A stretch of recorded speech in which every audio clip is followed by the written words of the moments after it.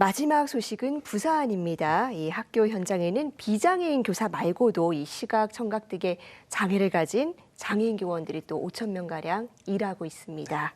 그동안 꾸준히 이들의 근무 여건을 개선해야 된다라는 지적이 많았는데 이 부산교육청이 지원을 확대하겠다고 밝혔습니까? 네, 그렇습니다. 이 부산교육청이 이번에는 특히 이 청각장애인들, 청각장애 교원들에 대한 지원을 올해부터 시작하겠다 이렇게 밝혔습니다. 사실 그동안 청각장애 교원들의 말씀을 들어보면 이 회의나 연수에 참여를 해도 통역이나 번역 이런 체계가 잘 마련돼 있지 않아서 의사소통에 어려움을 겪는 경우가 많다 이렇게 얘기하시는 분들이 많았는데요. 이런 어려움에도 사실 그동안 청각장애인에 대한 지원을 하는 교육청은 인천교육청을 제외하면 좀 찾아보기가 힘들었습니다. 네.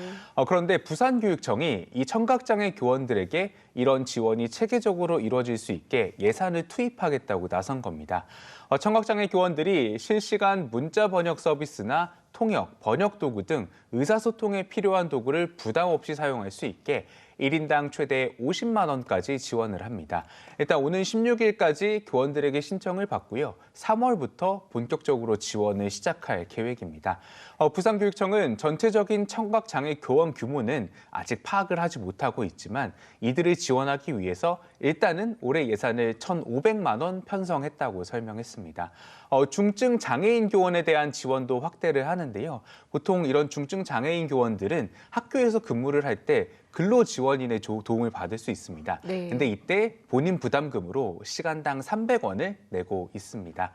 중증 장애 교원은 보통 이제 1980시간 정도 1년에 근무를 하게 된다 이렇게 부산교육청이 설명을 했는데 그때 이제 근로지원위원회의 도움을 받게 되는데 그래서 이거를 계산을 해서 교육청은 모든 근무 시간에 부담 없이 근로지원인의 지원을 받을 수 있게 1인당 최대 57만 6천 원을 이 교원들에게 지급하기로 했습니다. 네. 경기도에서는 또 장애교원에 대한 지원을 조례로 제정하려는 움직임도 이어지고 있는데요.